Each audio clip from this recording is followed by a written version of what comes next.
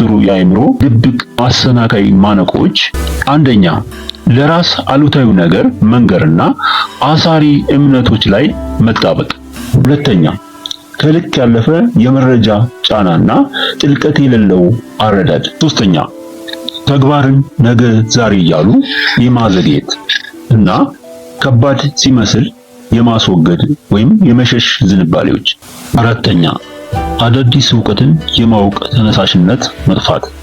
አዳዲስ ዕውቀት የማወቅ ጉጉት በአእምሮ ውስጥ አሲታይኮሊን የተባለውን የነርቭ አስተላላፊ ንጥረ ነገር እንዲመነጭ ያደርጋል።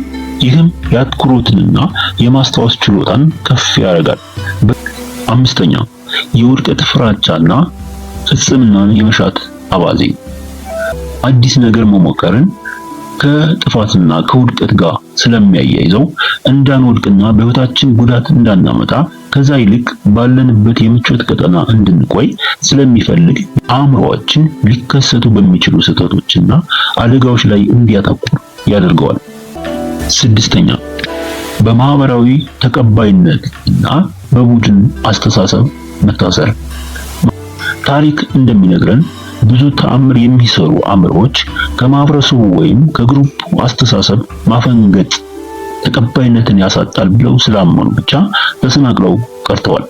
ምንም ቢከብድ እንኳ በተቃራኒው ባመኑበት ሐሳብ በጽናት የቀጠሉ ብዙ ድንቅ ፈጠራዎችንና ግኝቶችን ለዓለም አበርክተው ያለፉም ብዙዎች ናቸው።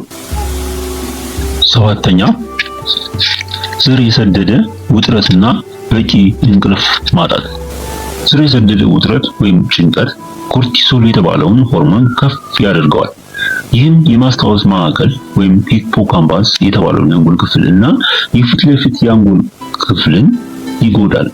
ስምንተኛ፣ መርዛማ ግንኙነቶችና የስሜት ባዶነት። የአእምሮ ጉልበት ወይም ሜንታል ኢነርጂ ለእድገትና ለስኬት ከመዋል ይልቅ ለስሜታዊ መደላደል ይውላል። ለምሳሌ ስለ ስራ እቅድና ግብ በማሰብ ፈንታ ስለ አንድ ሌላ ነገር ደጋግሞ ማሰብና መጨነቅ ይከተላል።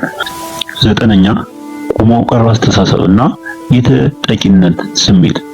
መለወጥ አልችልም የሚል ቆሞ ቀር አስተሳሰብ ከጥረትና ከስኬት ጋር የተያያዘውን የአንጎል ማዕከል ሪዋርድ ሴንተር ተነሳሽነትና እንቅስቃሴ እንዳይኖረው ያፍነዋል። አስረኛ፣ ብዙ ስራዎችን በአንድ ጊዜ መስራትና በተበታተነ አትኩሮት ላይ መተማመን። ዋናው የትኩረት ማዕከል ወይም ደግሞ ፎከስ ሴንተር የሆነውን የአንጎል ክፍል የአፈጻጸም ብቃቱን ያወርደዋል።